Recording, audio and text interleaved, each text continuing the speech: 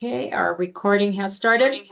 I want to welcome everybody from SPCSA, all our schools participating today in the Bullying Screener Workshop. We appreciate your dedication to creating a safe and respectful learning environment for all of our students. Today we are pleased to welcome Dr. Alonzo from School Safety Coordinator with the Office for School and for Safe and Respectful Learning Environment, OSERLE. Dr. Alonzo will be presenting on the Nevada Department of Education mandated student screener, providing an overview of the requirements, implementation considerations, and how the screener supports early identification, school safety, and student well-being across SPCSA schools. Okay, Dr. Alonzo, it's all yours. Okay. All right. Let me share my screen. If you need anything, let me know, Dr. Alonzo. Of course. Thank you so much, Dr. Sedano. Let me share my screen. Can everybody see my screen? The PowerPoint? Yes. Good? Yes. Good to go? Okay. Mhm. All right. Let's get started. Okay. All right. Thank you for the good introduction, Dr. Sedano. Again, my name is Dr. Rhodora Alonzo, and by the way, good afternoon, everyone. I am the Bullying and Safe Voice Coordinator with the Nevada Department of Education, Office for a Safe and Respectful Learning Environment. I appreciate you taking the time to be here. I know how full your schedules are, but this is an important session. So the session is all about the discrimination based on race, bullying, and cyberbullying screener as part of the amendment to NRS 388-1351 that outlines the requirements for reported incidents of discrimination, bullying, and cyberbullying. That's long. So for the purpose of this training, we will call it the screener. Okay. So let me take a few moments to share the NDE mission statement as it relates to the work that we do. NDE statement is to improve student achievement and educator effectiveness by ensuring opportunities, facilitating learning, and promoting excellence. One of the biggest barriers to learning is when students don't feel safe. They don't feel included or they don't feel respected at school. So the Office for a Safe and Respectful Learning Environment works to promote safe and respectful schools statewide. The screener is one way to support that mission. It is not meant to add more work. It is a proactive and practical tool designed to help you quickly assess situations, respond fairly, and address issues early so you don't spend more time managing reported incident than necessary. One of the reasons the screener was proposed is to streamline the process. If you follow the old NRS 1351 in terms of investigating reported bullying, it takes so much time. And in most cases, it takes almost the whole day to conduct the full investigation. Okay.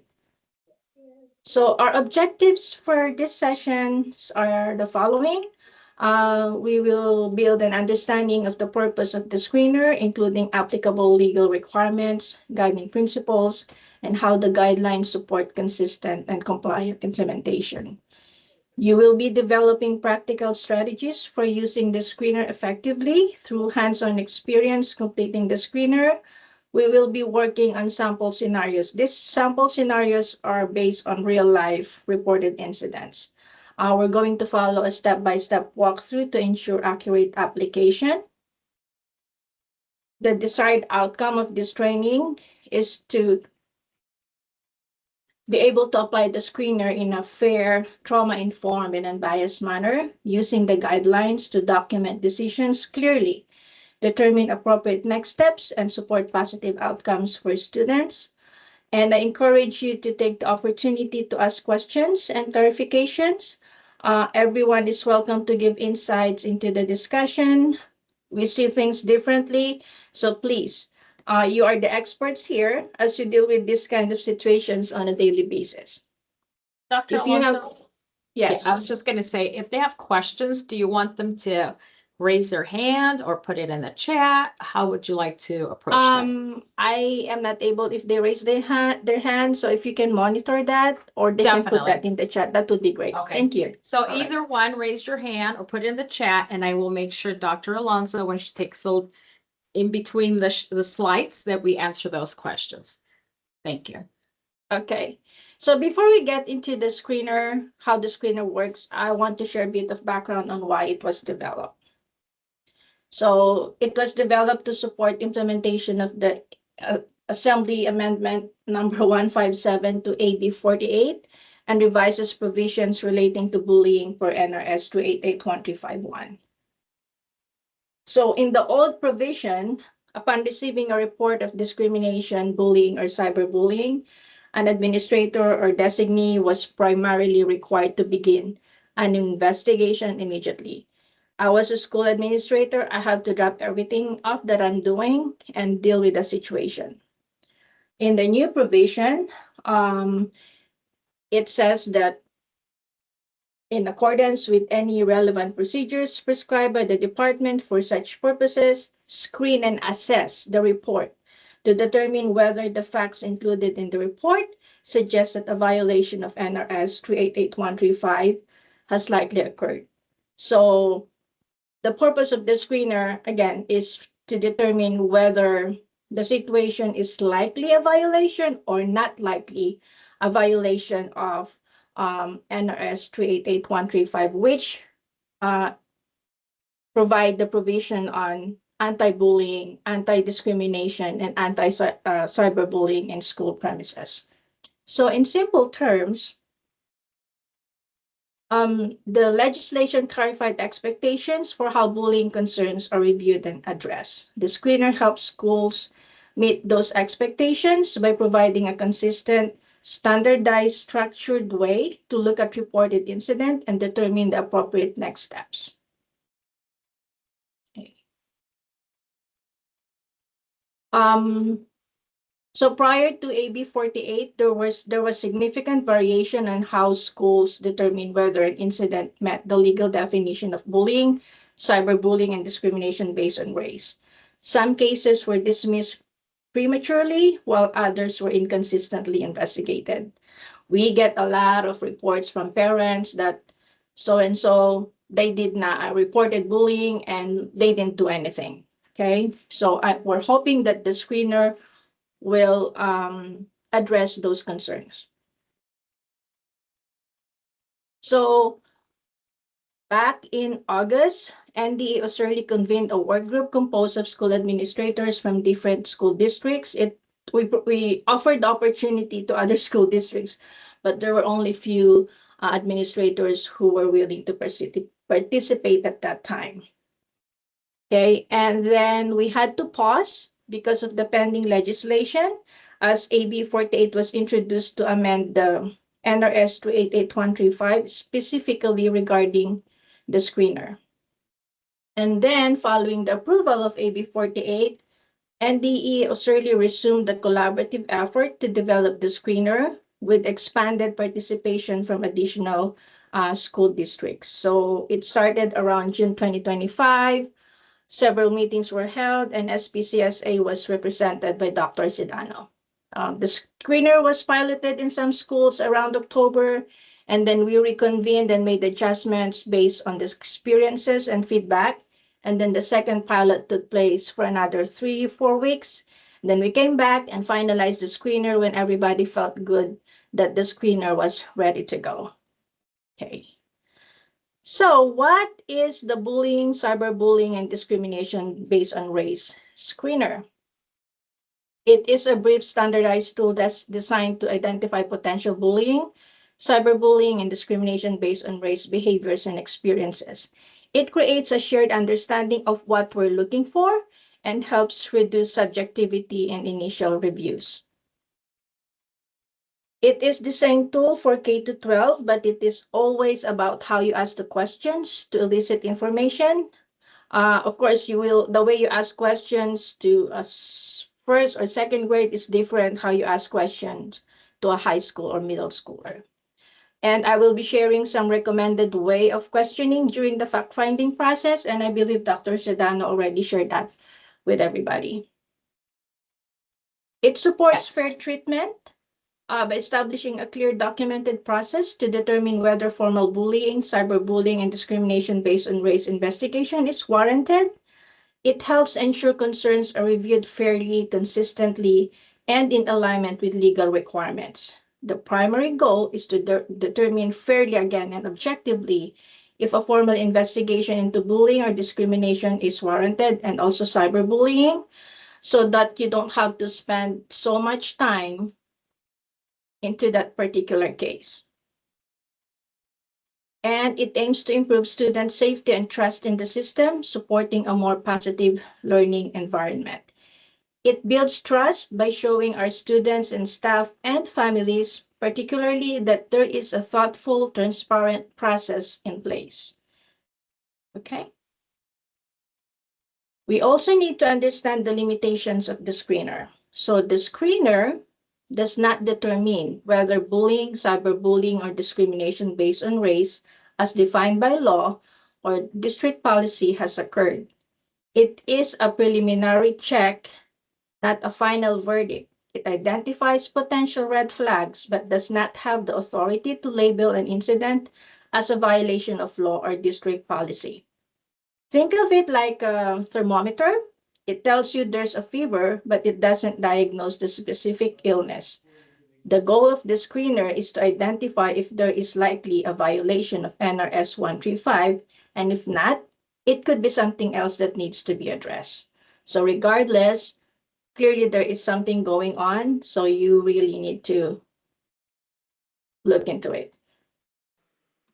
It does not replace formal bullying, cyberbullying, or discrimination based on race reporting, investigation, or appeal procedures.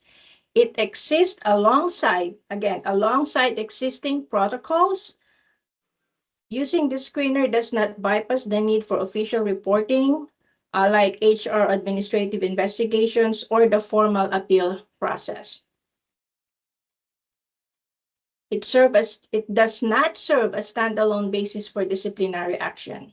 So disciplinary action cannot be taken based only on the result of the screener. Again, it works alongside existing protocols, like your school policy, statute, and so on. Now let's discuss the purpose of the screener. So upon its introduction, school administrators expressed varied perspectives. They had different intake. I mean, they had different take about the screener. Although the amendment was intended to streamline the bullying investigation process, some administrators perceive it as an additional requirement within an already demanding workload, and we get it, you know. But with consistent use, the screener will become a helpful tool that brings clarity, consistency, and efficiency, and ultimately saving time and supporting better decision making. Okay, so again, to provide a standardized process for identifying, screening, and addressing bullying, cyberbullying, or discrimination based on race incidents in compliance with AB 48 and NRS 388-1351.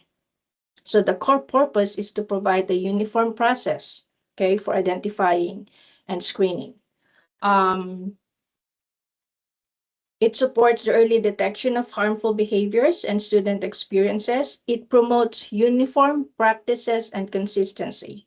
And again, over time, you will see the benefit of using the screener.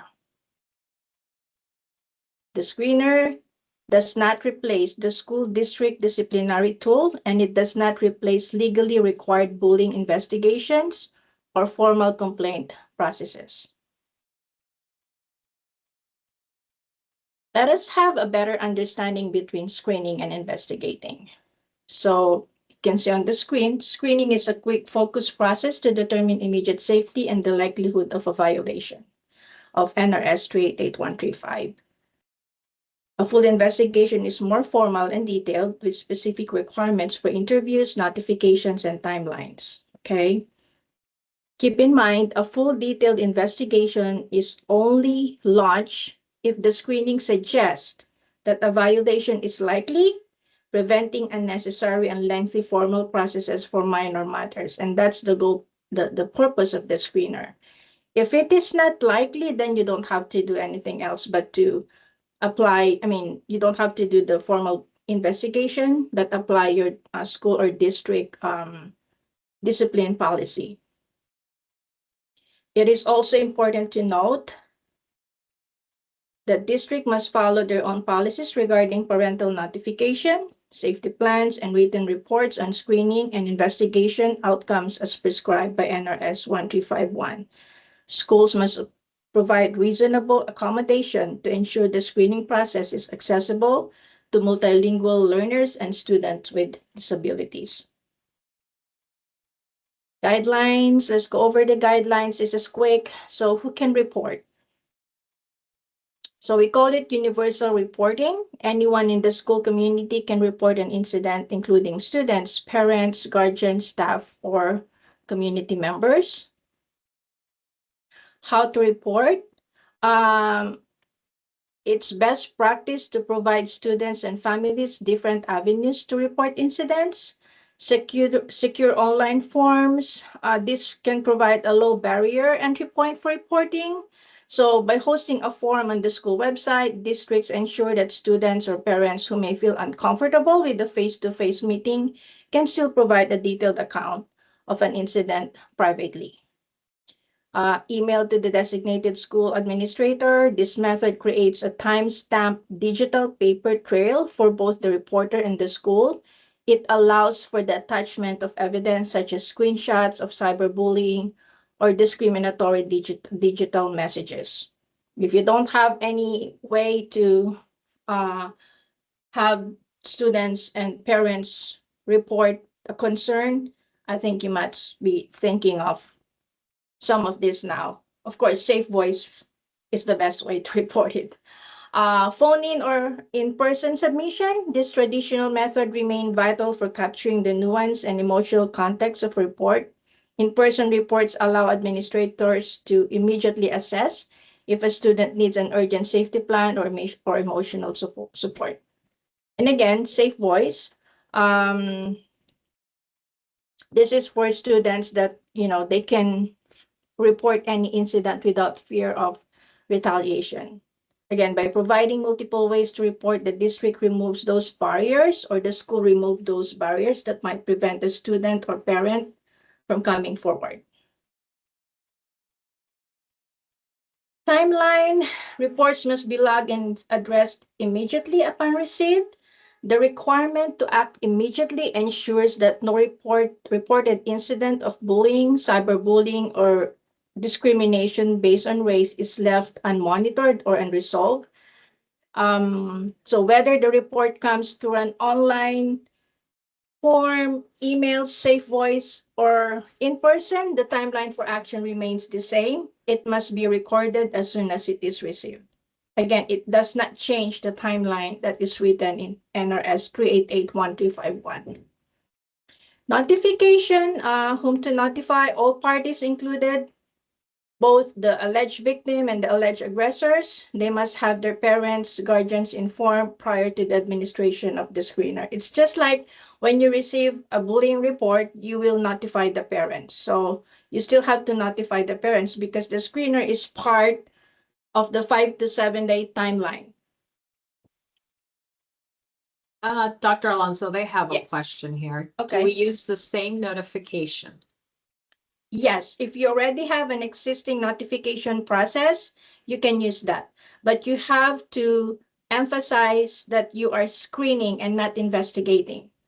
Because we're still trying to find ways to inform parents about the changes in NRS 388-1351, specifically about the screening process.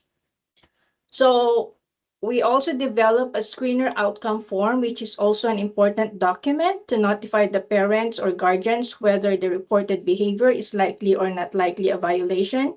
It can serve as your notification, plus if you are not doing any investigation, if it's unlikely, that can serve as a notification how you're letting the parents know how are you moving forward with the case. Okay, It will indicate the next steps, whether a formal investigation is warranted or not, in which case you will follow your school district discipline policy if it's not. Okay. Any other question? Yes, we have a couple Okay. more. Okay. It says, Whitney says a timeline is 5 days in the state of Nevada for a formal investigation. Is that correct? Yes. So in NRS 388.151, it's 5 to 7 days. They added 2 more days for extenuating circumstances, like if the student is sick and cannot be in school, if you pass 5 and then you're already on the 6th day and the student is still not in school because the student is sick and cannot be in school, you can reach out to the parent. Maybe you can just do the interview over the phone, or otherwise 7 days you have to make a decision based on what you have. Okay. That's why there is an appeal process. Okay. The next question, we have a couple more. Craig says, if it is bullying and the investigation begins, we have 5 to 7 days to complete before sending to parents. I think you answered that, so that's good. Anything else you want to add with that 5 to 7 days? I think you covered it though. Good. Okay, Melody, do we use the screener in conjunction with safe voice tips? So we receive a bullying tip, we should then notify parents a screener is happening? Yes. Yes. Okay. We have a Okay. couple more. The parents have to be notified as soon as report comes in, right? Not after the fact, correct? Yes, before and after the fact. So both times. Yeah, we don't want parents to come forward and say, you spoke with my student, with my child, you've been doing this investigation without letting me know. We've been getting a lot of concerns from parents, alleging that the students or the bullying report was investigated without them being notified. So it is really important to provide that notification before and after. Okay, and I think you answered Pat's question, but we'll go ahead and say it. Once completed, do we need to send the paperwork, and exactly what paperwork, to all parties, victims, and aggressors? Yes. So if the violation, if the outcome of the screener is unlikely, whether it is likely or unlikely, you can use the screener outcome form that we created. You can adapt it, but there must be something to go out to the parents that will indicate, that will notify them what are your next steps. Okay, and if it was inconclusive, it would state it's inconclusive, right? Yeah. Perfect. Whitney says, is there a screener template form, or do we make our own screener? There is a screener form, and it will be shared with, I think it was shared with you. It was. Yeah. Yeah, So we have put the it in. screener form, we have the outcome form, and I have some sample questions that you can use when you are doing the fact-finding process. We will go over the screener as we move on. In just a minute. And it was sent in the calendar invite. It was the questions to consider and then the screener. That was just sent about right before right when the meeting started. We will be sending other resources after the meeting once we have this recording already in play and in YouTube. Then we will go ahead and send that hopefully by the end of the day tomorrow. So it will be on Canvas. As I said, everything out on Canvas so you can access it whenever you want. Let me see what other questions we have. The other one was about appeals. Does the law allow parents to appeal the legal process or appeal whatever they agree or disagree with the verdict decision? Okay, with the appeal process, we look into the incident. Did it happen or not? And then as far as the process, like failure if they neglect to follow the law or the process, that's where the corrective action plan comes in. But basically with the appeal, you are only appealing the decision, whether if the school substantiated the bullying and you don't agree with that, or they unsubstantiated it and you don't agree with that as a parent, you can appeal. In Excellent. terms of the procedure, you can appeal that, but we work closely with the school or with the district to address whatever they miss in the process. Okay. And then Craig would like to know the steps, if you can give him the steps to this whole process. Whole process for This is just to verify the steps. 1, report from victim. 2, screen it. 3, notify parents, victims if the investigation will move forward or if it won't according to the screen. Are those the 3 steps they have to take? yes. And again, we're going over the outcome form and the screening form shortly. And if I And miss they have, anything, I think another, yeah, there it goes. Notify parents, victim of the investigation. So they need to notify them before and they need to notify them after. So make sure you include that in your steps, Craig. yes. Uh-huh. And then someone wanted to know if you have those forms that go out to notify the parents, are those going to be available as well?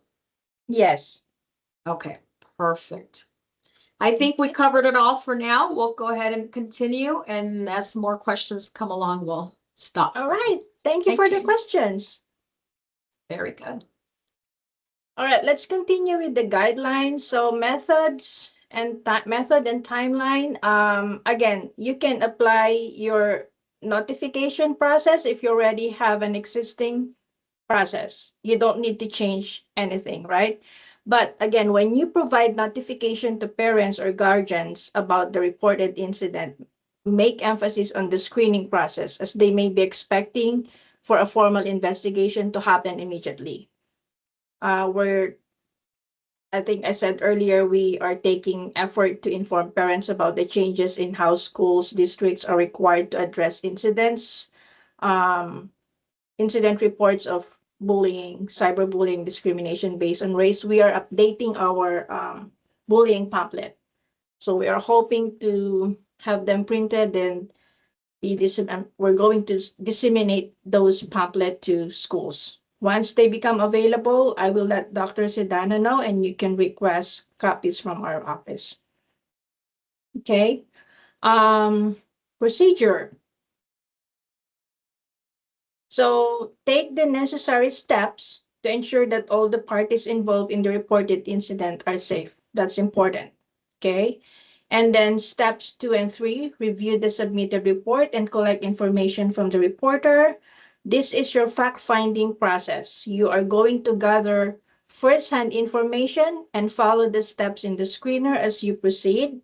You may also want to gather information from the alleged offender if you have to. And then that's how you're going to complete the screener form. And again, we're going over the screener form shortly. The outcome, the screener is very specific to what your next step is going to be. Keep in mind that the time you put into your fact-finding process and the way you frame your questions are critical to the outcome of the screening process. That's why I provided you with some suggested way of questioning when you gather facts.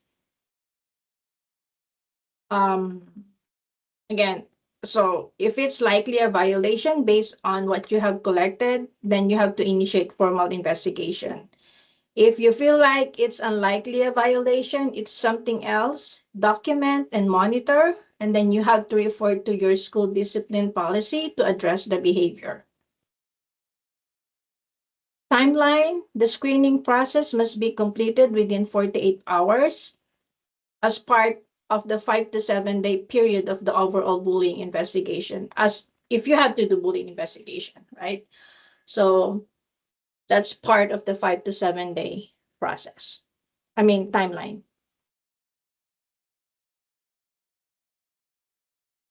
Notification after the screening. we have recommended screener outcome form, I said earlier, and you are welcome to use it as your notification of the outcome of the screening process. You can adapt it, you can modify it, but I think very it's very basic. It's so easy to follow, and it was shared with you already, and you can check that form. So you have to ensure that parents, guardians of the students involved, offender, alleged offender, and the alleged victim are informed of the outcome of the screening process. Who are you going to notify? Parents and guardians of the student involved in the incident. Method, you can apply your notification process. You can use the screener outcome form. Phone call for urgent high risk situations. If you do it that way, make sure that you document it. I mean, you document the whatever information you are providing the parent. Okay, you have to put the time and date that you provided that information, just to cover yourself. Okay, Dr. Alonso, we have a couple questions since you're moving on to the next slide. Melody says, just want to clarify, screeners can be done over the phone or virtually if needed over a break or weekend. That's a very good question. Yes, you can conduct interviews over the phone if you need to gather information. You just have to use what is available resources you have. Of course, the ideal way is to do it in person, right? But if you, like you said, if it's during break, or if there is no way that you can do the fact finding in person, then there are other ways to do it. Or like you said earlier, if they're homesick and they're able to get on the phone, then that's a good way to do that. We also Right. have another question. Do you give parents a copy of the outcome form? Yes, that's what they need. You don't provide them the screener form. That's for your copy. The outcome form that needs to go out. Okay. Because with the screener form, it has other students' information, like their statement, and parents don't need to have access to it. That's why you are providing the outcome form, because it gives them like the summary of what happened and how are you addressing it and how are you moving forward. Okay, so Okay. don't the outcome form. Thank you for clarifying. And then Whitney has another question. Parent complaints. What verbiage and or NRS laws can we use to advise parents that administrators are required or allowed to interview all parties during the investigation, including their child without their consent? Does NRS 388.1251 apply? Parents become very abrasive and demand we don't have the right to interview, question their children without their consent. Yes, so NRS 388.1251, it outlines the steps and what you can do.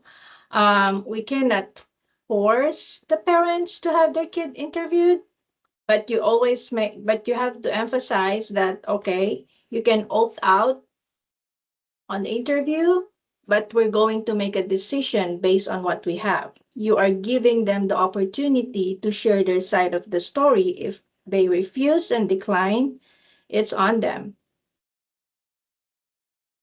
Excellent. Craig has a question. Investigation days are only counted for in-school days as part of the 5 to 7 days. Non-school days are not counted towards the 5 to 7 days. Weekends, breaks, etc. That's correct. Okay. And Whitney says this is very helpful. I'm glad. Thank you for putting your questions out there, because if you have a question, others have a question. So we appreciate that. Here is Kara. She has, what about the parents who demand to be part of the interview process with their child? This gets very complicated and lacks efficiency. Yeah, I get that. Most of the time kids, they act and say different things when their parents are around. Um, but you cannot deny them to be part of the investigation process. If they want to be part of the interview, you just have to let them. Because And they, yeah, especially with minor kids, well, all of K-12 are minors, but especially with elementary student kids, um, parents are very much adamant if you interview the kids and they're not there, right? For middle schooler and high schooler, sometimes students would make that decision. I don't want my parents to be here.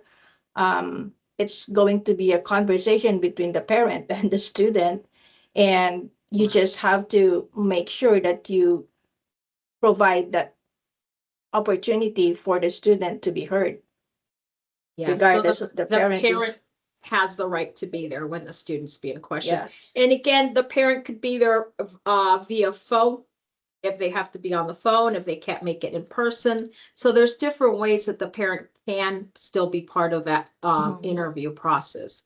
Um, we also have a hand that's up, so just 1 second. Joseph here says, local parentis, we have the right to question students without parents being present.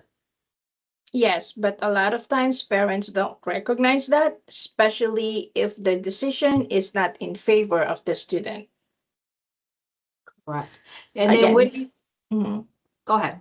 Again, you cannot deny the parents to be part of, anything that happens in their child's education. And Whitney says, so parents have to come to the interview on our time, correct? So in other words, it can't be on at 5, 6 o'clock or on the weekends. It has to be regular school hours. Is that correct? Yes, I think you have to draw that line and establish that protocol so they will respect your time. And yeah, if they really want to be there, they have to make the time. Very good. And Joseph, he has his hand up. Thank you for waiting patiently. Joseph, can you unmute yourself? Hi, thank you. I just wanted to point out that I understand that we have to include the parents in the interview process, Mm-hmm. but their student is being questioned by adults every day, all day long. So to say that we can't interview the student unless the parent comes there, I don't think that that's legally accurate. I do believe that parents have to be included if they want to be included in the investigation, but I don't think that it's legally accurate that we have to have a parent there to question the student. Well, you can still question the students, and parents doesn't have to be there. But if they want to be there, you cannot deny them that opportunity. If they are requesting to be there, then you have to honor that. Yes. If they Uh-huh. don't, if they're not saying anything, then you continue your investigation. But if the parent made a very clear, like, if you're going to question my child, I want to be there, then you have to honor that. And I believe Jose, did you have your hand up? I did. I kind of agree with Joseph here. Especially when things are happening very quickly. You do, Mm-hmm. like in my experience, I've sent out that email, letting parents know that their child have been involved in a bullying investigation. But then immediately, you want to jump in immediately because if you allow the student to go home after that email has been sent, then you're not going to get a true data from the student as to what happened, because then the parent would be alarmed. So I agree with Joseph in regards to, you know it's important not to have the parent, especially if the student is one of the main people in the investigation. Mm-hmm. Parents definitely have to be notified. I do agree with that. But in regards to getting at least the first statement, we want to get true data without the student having to go home and then parents coach him. Right.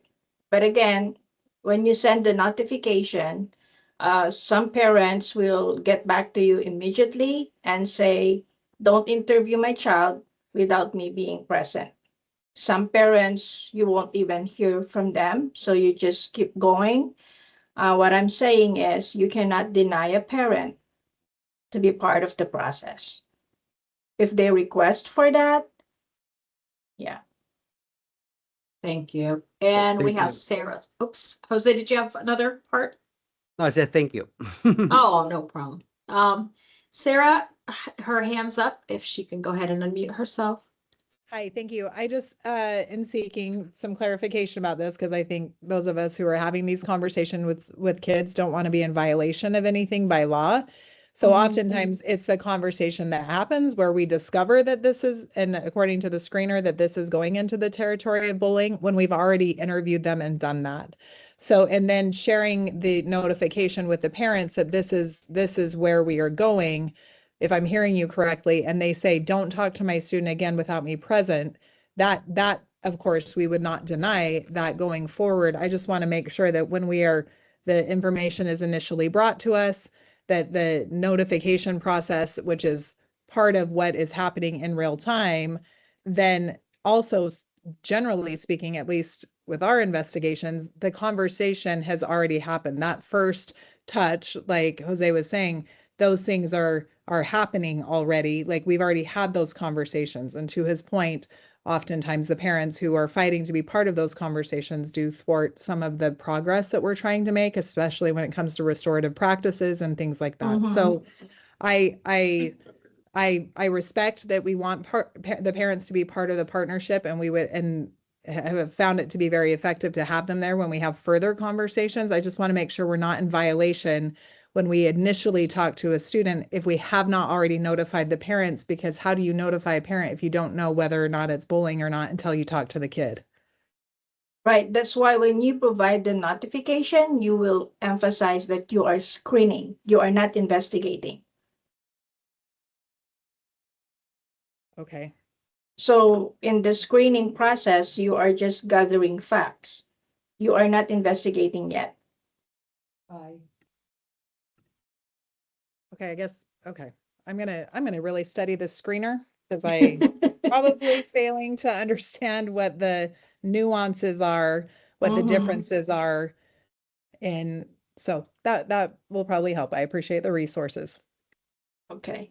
And I Thank have you. office hours. I'm going to put the link at the end of this, the PowerPoint. I have office hours beginning February 9. If you need like, additional support, or if you have a case that you're trying to figure out, I have office hours on Monday and Wednesday from 2 to 3. So We'll go Yeah. ahead and continue because people have questions on this slide. So I think Okay. after you talk about the 24 to 48 hours, it'll answer a lot of the people's questions. Thank you. shall I proceed? Yes, please. Okay. All right. Let's go over the screener form. How will I do this? Okay. This and this. And if you can go over what you stated there, the 24 to 48 hours. And then screener form. Can you see my screen? The screening, the Yes. screener? Uh, You see it? Okay. Yes. Great.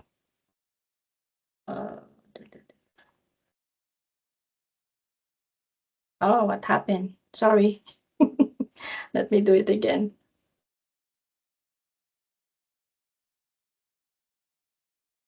All right. So this is the screener. All right. So the screener has 4 sections. Section 1, you have the information here. Date of the report, if it was reported in person, via email, via text, or any other way of them to report it. And then you can put the incident location here. It was reported by a student, parent, staff, anonymous, or if it's safe voice, just check anonymous or other. And then the name of the reporter, the alleged victim, the alleged offender. Normally, it is the victim who makes the report, but in other cases, it's not the case, right? And then other students involved. Brief description of what happened. All this is going to be You can get this information from whoever who is reporting the incident. And then the preliminary fact finding as part of the section 1, you can ask the question to the victim, the offender, and if you need to get information or statement from the witness, you can do that. If there are evidence that are immediately available, you can consider that, right? If there is no evidence or statements, proceed to section 4. If both victim and offender statements lead screener to believe it is conflict, then go to section 4. If it's conflict, that means it's not bullying. And then the incident was reported as, was it discrimination based on race? Was it bullying? Was it cyberbullying? So you completed the section 1, and then if you check discrimination based on race, you go to section 2. Section 2 is for discrimination based on race only. You don't have to worry about section 3 if it's discrimination based on race. If it is bullying or cyberbullying, you don't have to worry about section 2 and you just jump right into section 3. And then check the appropriate box here based on the information that you have. All right. And then section 4 is the outcome. Check the appropriate box here. Yes, the report meets one or more of the criteria. And then investigation will be initiated. No, the report does not meet one of the criteria above, and investigation will not be initiated. And then you're going to provide a brief description of why a formal investigation was not initiated. You don't have to provide information, description if you're going to do a formal bullying investigation, because you already say here the report meets one or more of the criteria, right? And then the next steps here,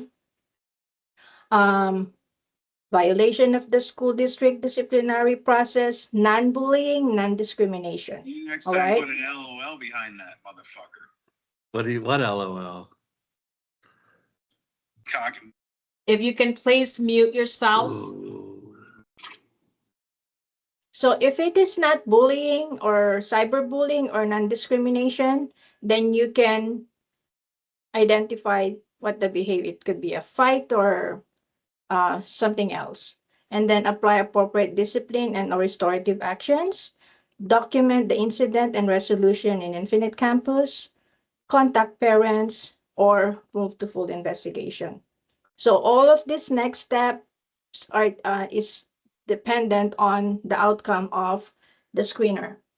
And then you will sign and then put the date. And then we have all the definitions here of the discrimination based on race, bullying, and cyberbullying.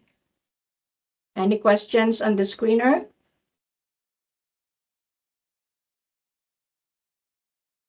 Let me see. We do have a hand up. Whitney, did you have a question regarding the screener? Sorry, I was trying to find the mute button. Can you hear me? We can barely hear you. It's okay. I'll hold my question for the chat for later. Okay. I can hear you. Oh, we can hear you now. It's okay. I'll hold my question. Okay.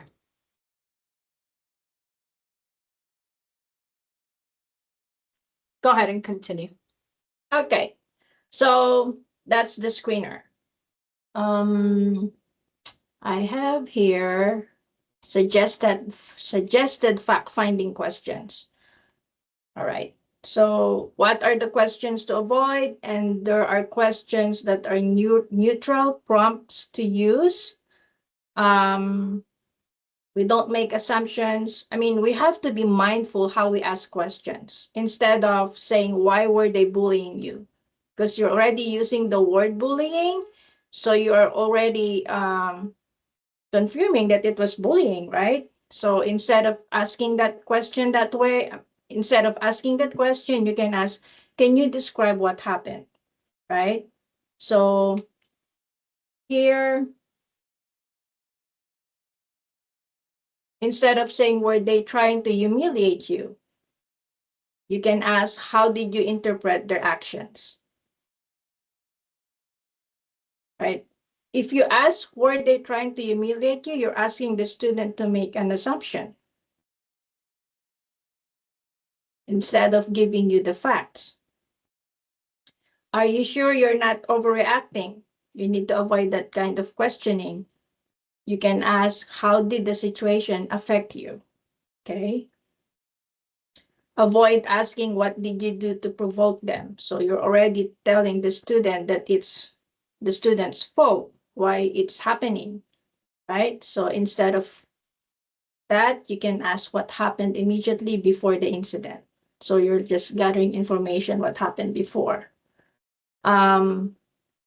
Instead of saying, when they insulted you in front of everyone, how did you react? Okay, so you're already validating what happened instead of just getting information.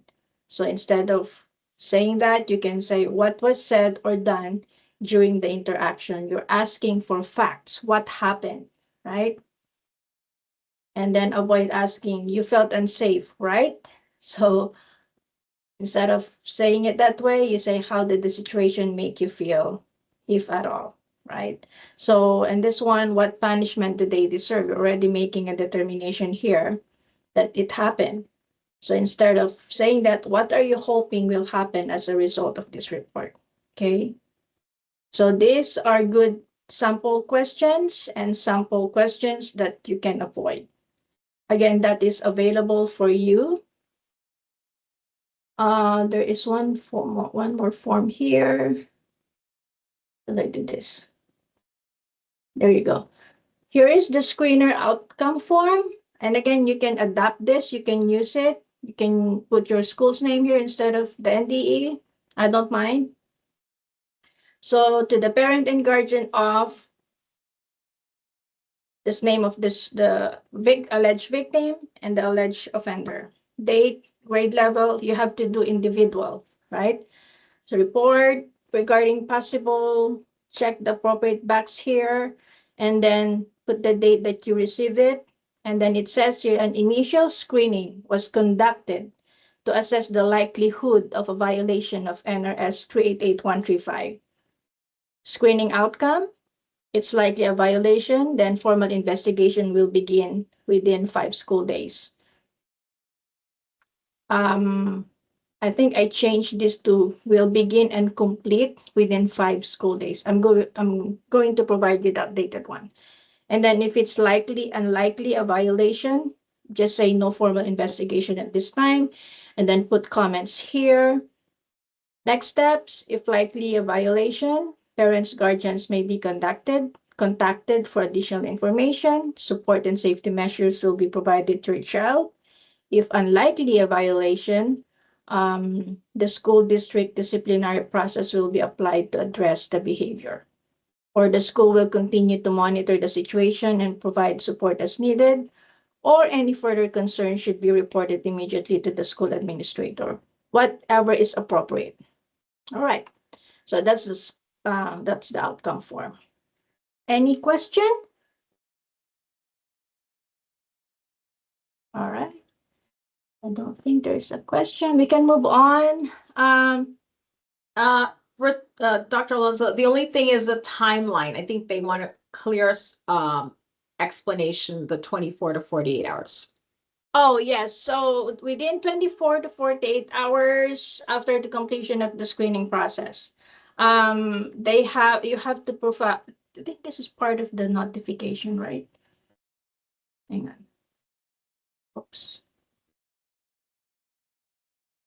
Yes, so this is part of the notification. You have to provide the notification after the completion of the screening process. Notification, which means it could be the screener outcome, which could be the screener outcome form. Yes, the outcome form has not been sent, just the screener and the questions to consider. So you will be getting all the forms, this PowerPoint, everything by tomorrow before the end of the day. Whitney has the question, when does the 5 days start?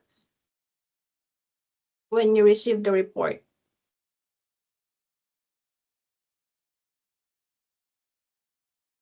Yep. You can start using the form ASAP. Yes. Okay. Mm-hmm. And it says, are they 5 school days? Yes, it's school days. Weekends, holidays are not counted. You. Okay, let's go ahead and continue. Okay, let's look at the scenarios. So we have 4 scenarios that we are going to examine, which are based on real reports. We just modified it, like change the names and make it more simple. All right, here's the scenario 1. So Abby, a 10th grade student who identifies as Black and female, reported to you as an administrator that she is being discriminated against based on the color of her skin during a class group activity that requires 4 members in a group. The reporting student states she felt discriminated against and offended when Joseph took Peter, Paul, and Mary into his group, all of the same ethnicity, and when she asked to be in the group, Joseph told her there were already 4 members. Okay. We're going to do this together. We're going to examine the details of the report. So we're doing the fact-finding now. So during the fact-finding process, you will only gather the preliminary facts and understand the information being presented. You must avoid asking leading questions. Okay. So fact-finding, so initial alleged victim statement, we were breaking into groups for a class assignment. There were 5 groups and I wanted to be in Joseph's group, but he wouldn't let me. I know it is because of my skin color. I am the smartest one on the topic, so it doesn't make sense that they wouldn't want me. All right. Again, gather all the preliminary facts before making the determination to proceed to section 4.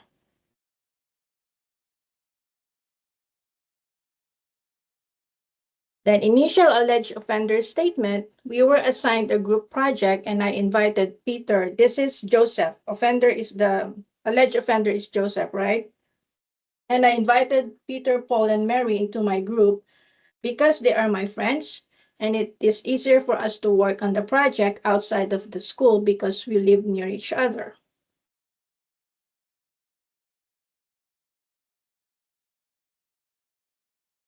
And then Mary shared, we asked the teacher if we could add another member, but the teacher said no because it had to be no more than 4 people. So you have all the statements that can help you make a determination. You did not investigate, you asked for information only. All right. You can consider evidence that are immediately available at that time if you feel like it will help you in assessing the situation. Are there additional evidence? There is no immediate evidence available, right? Okay. So this is the screener section 1. So date of report, the January 29, 26, it was reported in person. It happened in the classroom. It was reported by a student.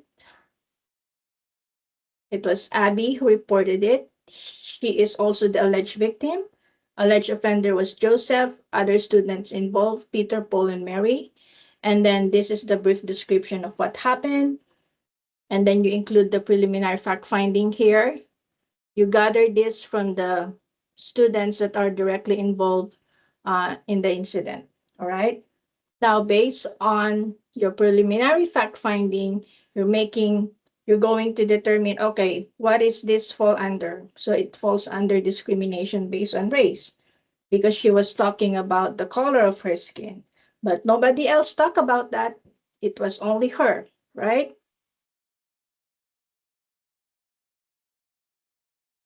Section 2.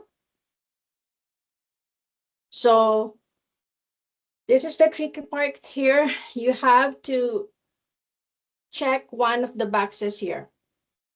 So behavior was it single and severe? No. But is repeated? No. Because again, based on the information that we have received, is it pervasive? I would say no. So none of this.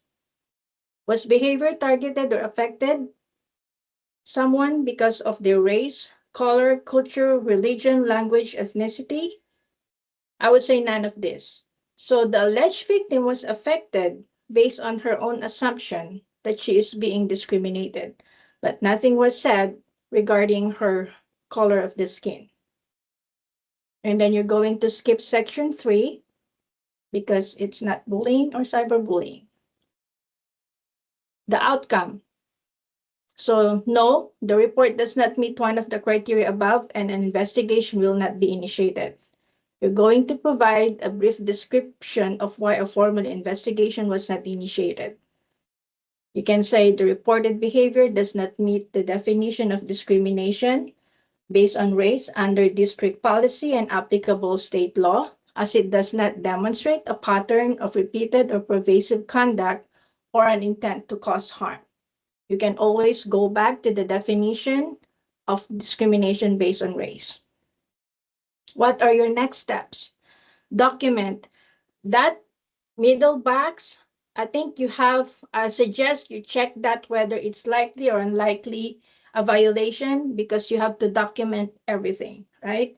So in this case, document the incident and resolution in Infinite Campus. I'm not sure if you're using Infinite Campus, but you have to document it somewhere that is accessible in case there is an appeal or in case you need to do a formal investigation and you will have to go back to this form and then contact parents with findings and resolution. Sign it and put the date. Okay? Any question? So We far. do have some questions, so, Okay. let me first find out if anyone has questions regarding this form and this, scenario that we just did. Does anybody have questions with that? Whitney, do you have a question regarding this form or this scenario? Yeah, can you guys hear me? Yes. So, yes, I do. The scenario in itself, I just want to clarify because the law changed a little bit ago. A previous training I had, the NRS for bullying, harassment, or intimidation, well, for bullying at least, there's 3 criteria that have to be satisfied for it to be bullying. That's my understanding. And the 3 criteria were the conduct, if it's, if it's cyberbullying or if it's physical, emotional. The second one is if it's some sort of protected class that's violated, which is what we're kind of looking at in this one. And then the third one, which I get a little shaky on, is if those 2 are satisfied, the third one has to be that it's affecting the student's learning. Is that correct? Well, obviously there's repetition and stuff like that too, but the learning is being impacted based off of the behaviors, the conduct, and the type of behavior being displayed. Is that correct? I don't know where did you get the training. I am not discounting that, but it is always safe to look at NRS definition of what bullying is, what discrimination based on race is, and what cyberbullying is. I know there's a lot of information about bullying online or other organizations are providing those trainings, but we are under the Nevada revised statute. So anything we do should be based on state law. I'm not sure if I answer your question because the 3-point criteria, yes. The first one, did you say about affecting this? I'm sorry. The first, yeah, it was through a school training. It was through the previous charter, but the first one, and it was NRS. The first one was the conduct, like the type of behavior. Are people pushing them? Is it physical? Is it emotional? Or is it cyber? Yeah, And there then- are different types of bullying. That is affecting a student, like physical, like you said, emotional, mental, social, right? But the behavior should be specific to what is defined in the law. If it's Mutual disagreement, it's not bullying, it's a fight, right? So you have to examine the reported behavior based on the state law to make a determination. It creates a hostile learning environment. Yes, that is important, but you have to look at the behavior. And I don't know the 3-point criteria.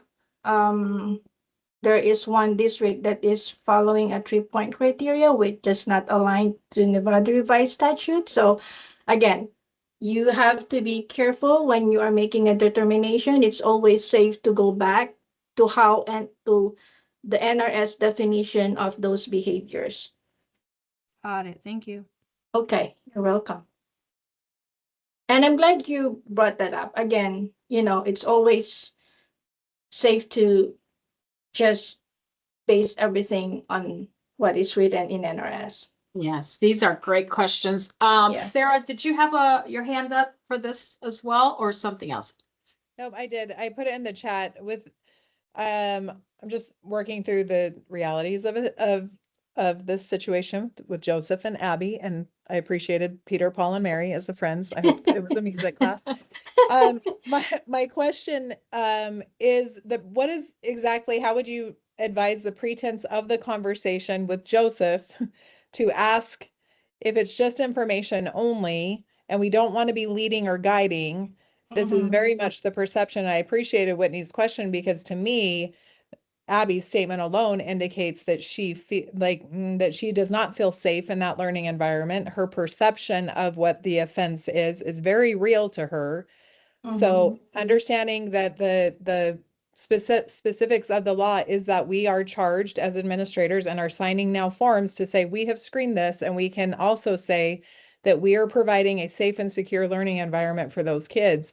This makes me feel, and this might just be 10 years of doing discipline with bullying now, this makes me feel a little wanting to make sure Abby feels that she is being well supported, and that and I understand we can do other practices to help Abby where Joseph says, no, these are my friends. And I don't even know how to engage in a conversation with Joseph where I'm screening, not investigating a situation. Yes, those recommended questions are very helpful. Again, avoid the right side. Try to use the neutral questioning. Just it's as simple as asking, okay, tell me what happened, right? When Tell me yeah. what happened when you were getting split into groups in such and such class. Right, yes. And so then he says, okay, this is it. And we just say, thank you. Right, I That's mean, all. yeah, and in that report, when you talk about discrimination based on race, it has to be very specific. Was there a word used against the color of her skin? Did Joseph say, I don't want you in my group because you're black, right? He didn't say that. And a lot of times when we deal with discrimination based on race, it is very apparent. Students use racial slur.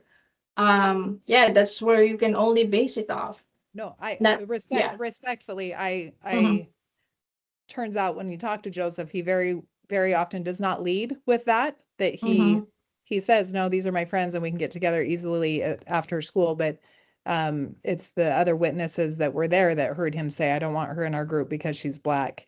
And he does not share that information. So I want it voiced in this meeting, this training, that I understand where we don't want to attach bullying investigations because of the alleged stigmas that are attached with those and how that, but I have some pretty serious concerns as a school leader with making sure that we are genuinely providing safe and secure schools. I feel like as a parent and as a school leader that there are some gaps in this plan. Right. And Sarah, I hear you. Yeah, I hear you. But when you say, what if, someone said, I don't want the other student, another, like, could be Mary or Peter, Paul, and Mary. Yeah. could be Peter or Paul that say, okay, I don't want her because she's Black.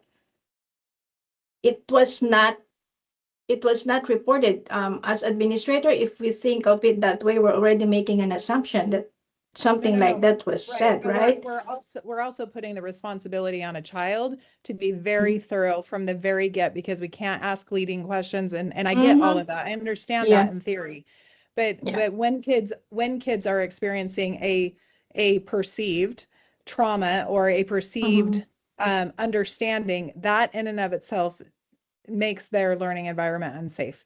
And Right. that is our job as school officials to then respond to that, so that anything else that then comes down the pike later, I worry about this.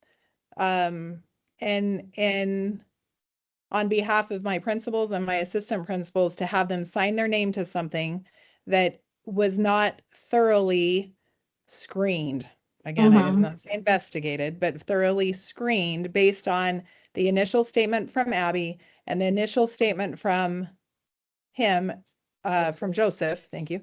I just, again, I want to voice that. We will try that and probably have more feedback. But And as a Sarah, I school want to leader, add that is so one more concerning. thing. If you suspect that there's more, you can always do a full investigation. That's not a problem. This is just to give you a kind of ways like, okay, there's no need for screening. For years, they've been asking for this, and this is finally being done. But if for any reason you see you need to do a full investigation, you move on to a full investigation. This is not just the one stop and you're done. If you feel you need to continue, you do. If you need to do a safety plan, you do that immediately if you fear the student is not safe. So they're not saying don't do it. It's saying this is just a tool that you can use to assess the situation. I appreciate that clarification a ton. I mean, that brings me a lot of peace. I would rather be over thorough than not. Always be on the side of caution, right? Yes, Yep. especially. And I get that, when they introduced this, trust me, Dr. Sedano can attest to this. We went back and forth, because it's very tricky, right? Correct. So, I but it's agree. in the law, so we have to use it. Would All right. this screener be documented Infinite Campus? Kara put on here. Yes. Okay. It should be yes. Should. And again, you have to trust your judgment. If you are confident enough, like Dr. Sedana said, to proceed, then just proceed, right? Definitely. Get those safety plans if they need a safety plan. I have a question here from Aaron. For the schools that are implementing restorative practices as part of their discipline plans, they often use restorative questions. Could schools continue to use those questions as part of the screener? Well, there is no prescribed questions. The one I provided, those are just suggested. You can trust your judgment if those questions will be helpful for you to make a determination. Okay, let's go ahead and continue to the next scenario. Okay. Here's the outcome form. So you completed everything. Now you're on the outcome form. You're completing the outcome form. It's almost the same. Unlikely violation, no formal investigation at this time. And then put the notes and comments here. And then you put your next steps here. Any further concern should be reported immediately to the school administrator. All right, related to what happened. All right. I don't know if you have access to the screener already. If you want to do this on your own or not, let's just The do it together. majority have access. It was attached to the calendar invite. And also I just put the outcome form in the calendar invite. So they should have all of those documents. And again, if you don't have it, I will be sending it out tomorrow as well with the recording. Okay, well, let's just do it together. So this is the second scenario. James, a Chinese ninth grade student, reported to the assistant principal that over the past 2 weeks, Joe and Nick has repeatedly sent messages in a group chat mocking his accent and using racial slurs related to his ethnicity and was posted in social media. James shared the screenshots to the AP with the AP that shows a derogatory statement showing multiple messages from different days. The student reports feeling afraid to come to school and has avoided participating in class. So fact finding here, this is from James. Over the past 2 weeks, Joe and Nick has repeatedly sent messages in the group chat mocking my accent and using racial slurs related to my ethnicity. Evidence screenshots show a derogatory statement showing multiple messages from different days. In this case, the evidence is available immediately, which means the screenshots, as James shared the screenshots of what were posted during that time that he was making the report. So with the information presented with the evidence, are you confident to make a determination how to proceed at this point? Right? Do you feel like you need to talk to Nick and Joe, or you have enough information to move forward? Again, it's up to you, right? So here you're completing the screener. I leave this to blank because if I am doing this, I think I have enough evidence. I think I have enough reason to uh, move forward. I have enough. I have what I need.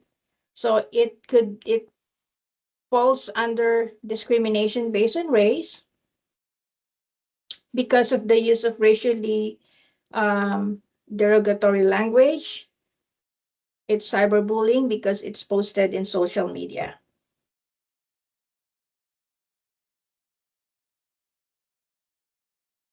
So was the behavior single or severe? It was repeated, it was pervasive, it was based on race, language, and ethnicity.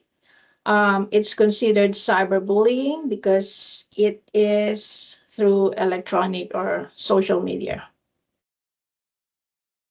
Right. Yes, the report meets one or more of the criteria, and an investigation will be initiated. And then check all the appropriate boxes here for the next steps.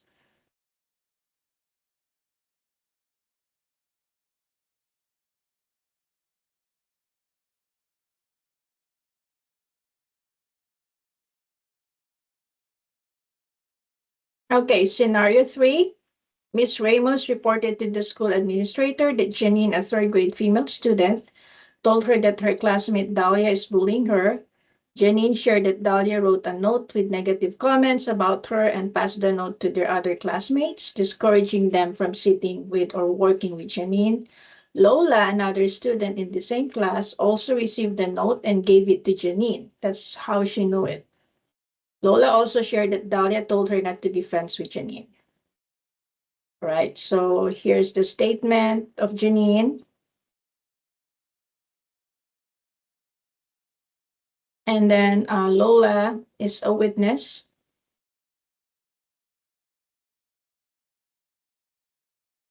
Do you think you have enough evidence or enough information to move forward without talking to the alleged offender? Okay, I think so, right? Oh, here, I'm sorry. I didn't include this. So initial alleged offender, she said it was just a joke. Okay, so it was reported as bullying.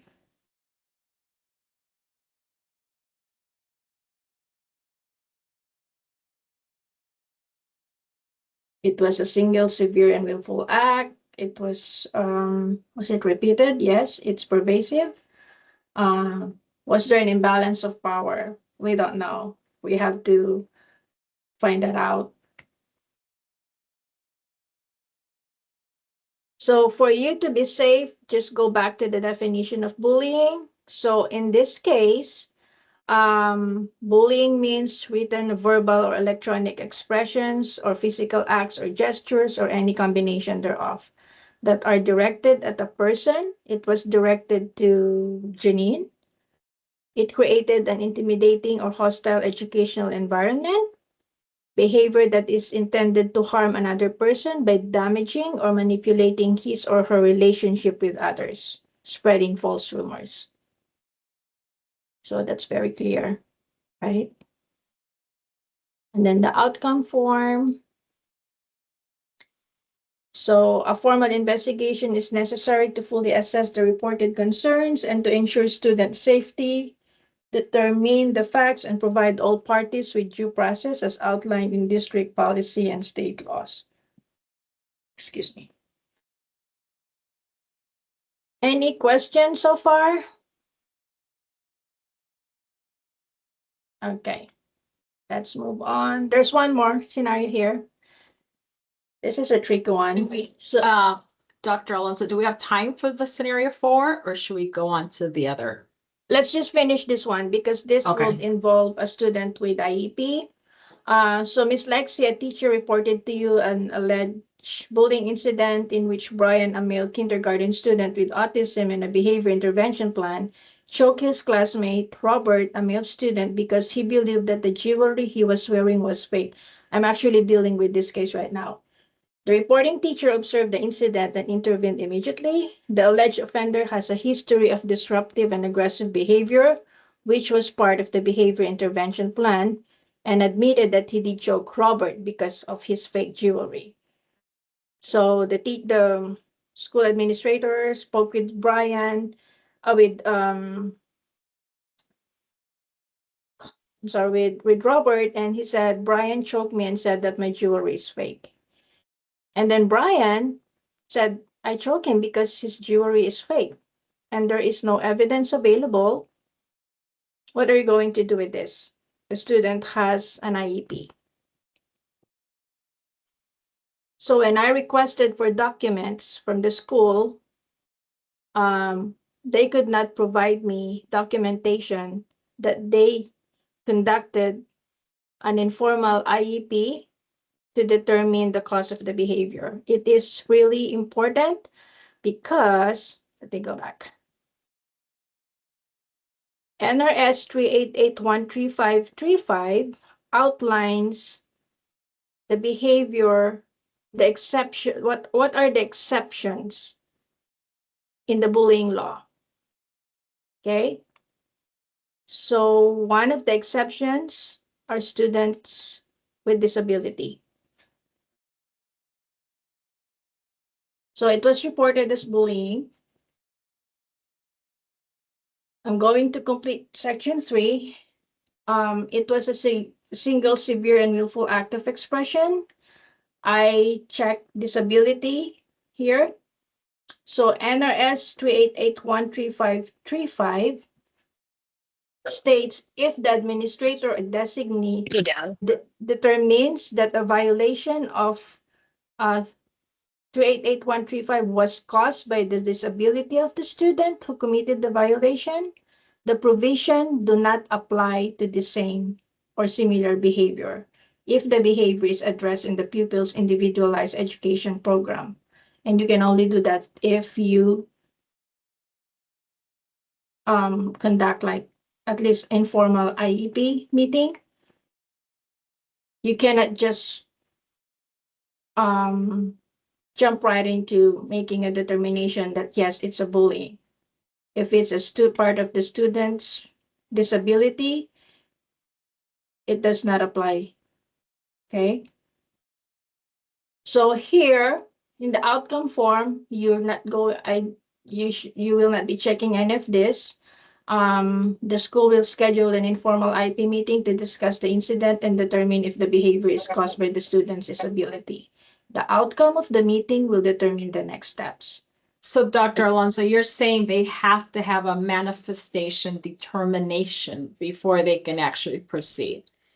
Yes, we cannot call it manifestation determination review because MDR only applies if you are changing placement for the student or Okay. if this is if the student is suspended for more than 10 days. You are So- just trying to determine if the behavior was part of the student's disability. Disability. Okay, Okay. in which case 135 will apply. Okay. So instead of the formal MDR, because like I said, it's not suspension, they're not changing placement. These are just suggested. This is the best practice. Schedule an IEPT meeting to discuss the incident. This validates possible parents' concerns and allows the team to look at the why behind the behavior. And then review the evaluation. Does the student's current evaluation, like autism, include symptoms like impulsivity, emotional regulation issues, or sensory processing that triggers the behavior? And then discuss the function. What was the student trying to achieve? Was he trying to escape? Was he trying to get attention? That makes I don't sense. think you have time to conduct functional behavioral assessment, but the student has a behavior intervention plan. They have to revisit that. If it's not working, was it followed during the incident? Because if you look at the student records, there are a lot of aggressive behaviors that happened before, which they were trying to address in the behavior intervention plan, which means it's part of the student's disability, Got it. right? Thank you for explaining that, because I'm Yeah. sure a lot of thoughts are going into this. And we also have a hand up from Sarah.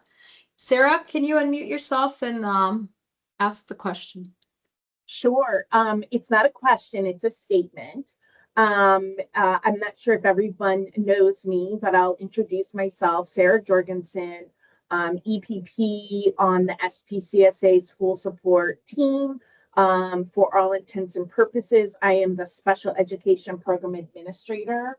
And if we could go back to the previous slide, there's a statement on that slide that, keep going back, regarding, yep, that one, an informal IEP meeting. I want to be very clear to everybody, there is no such thing as an informal IEP meeting.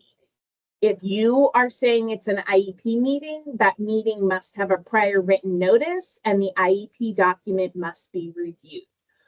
So if there's a way to remove that word informal, I think we're sending very mixed messages with that word, and there is no such thing as an informal IEP meeting. That's what I wanted to say. Thanks, Lydia. Well, No, thank you thank so you. much. Yeah, thank you Yes. so much for that. So how are you going to because if you talk about the timeline, they have to meet a certain timeline. So scheduling a formal IEP meeting with prior written notice, stuff like that. I don't know how soon they can schedule that. I don't think it's that. I think it's just, what would be the correct wordage, Sarah? Yeah, what could be the correct reviewing the Sure. IEP, right? Is that what they have? Sure, it would be, I wouldn't, when you use that word IEP, that is speaking to something very specific, a plan. And if you're telling parents you Wouldn't want it to have be- an IEP, they're expecting to do all of this. But if that's not what you're doing, and you're just having a conversation related to the event and the student's participation in that, I equate I that, and believe- you could have multiple different names for it, but essentially like a behavior meeting, Correct. a parent conference, anything of the such, a review of events, whatever that might be. But just using that word IEP in there, it definitely indicates that there's a certain process that's going to be happening. And if it's not needed, you don't want to label it as IEP. You want to describe it in some other way. But also know that in some instances, you may need to consider an IEP meeting, right? Anytime there's a change in behavior and it's escalating, this is an opportunity for an IEP team to say, maybe we have a plan that's not working and we need to revisit and consider some additional support. So just I I want everyone to be very careful with their wording. Thank you for So bringing that up. thank you 'cause- so much for that. So Yes. instead of using the word informal IEP meeting, like review the IEP, is that still safe to say? You know what? Let me think on this a little bit, and I can get back with the both I of you think- on this may for I? Okay. maybe something that speaks to the need for the meeting, but avoids the Review words existing IEP. data. I'm sorry. Review existing data. You have to understand with special education students, every day we're collecting data on them, and the appropriate terminology here would be is collaborating with the special education teacher who is involved with the student on a day-to-day basis and review the existing data to, and it has to be data driven. So I do I agree think with the that's part of it, terminology. Jose, but it's not just the data. You also have to consider their disability.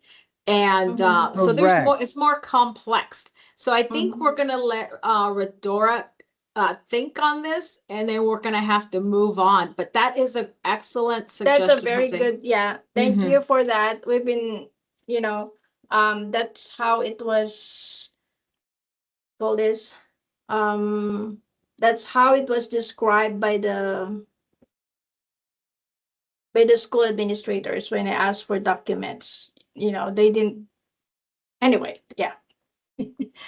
All right. But thank you, everyone, for Yeah, thank you. this is excellent information she can Mhm. take back and make those revisions. Okay, moving on. So I'm going to change that 41, 42. All right, so resources. I have the office hours Monday and Wednesday beginning February 9 until April 30th. I have the link here to the office hours, and Dr. Sedano has a copy of this PowerPoint.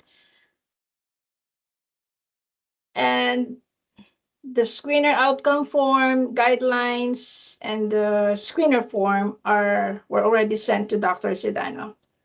We have 3 more sessions coming up. One is on the 11th. Targeted participants are school district, and this is hybrid. So we're doing the in-person in the NDE boardroom here in Las Vegas, and then we're doing virtual. And then Wednesday, targeted the 18 participants are the private schools. And then on Thursday, the 26th, for those who missed the previous sessions, but you are welcome to attend any of this if you feel like you need to hear this again. All right, this is our school safety team. Our team is here to support you. If you need for us to come out to your school to conduct anti-bullying sessions or safe voice with your students and staff, please feel free to reach out and we will definitely be there. Okay? I don't have any more slides left. Thank you for Yes. being here. Thank you. I want to go ahead and say a couple words before everybody leaves. There's a and question. then- Someone has their hand up, Yes. Lydia. We will Okay. we will get to that, but I want everybody who has questions to stay. But let me go ahead and just thank Dr. Alonzo for today's session and providing valuable guidance. And if we can show appreciation in the chat. Also, thanks to everybody who came to participate. We appreciate it. Those of you who have to go ahead and go. Those of you who have questions, please stay so we can go ahead and answer that. But I don't want to hold anybody up because I know it's past our time. So thank you for your patience today. Let me see whose hand is up. Mac, if you can unmute yourself and. Yes, thank you. Thanks for the presentation too. I'm just with this.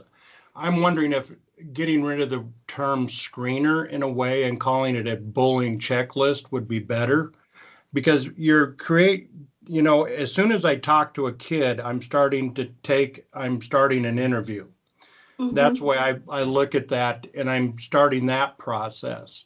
However, if I look at the data that I'm giving or the evidence given, you know, I'm going through there to figure out what type of bullying is it? Is it, you know, cyberbullying, what have it? Is it a racially motivated incident, or what you called it here, a DBR?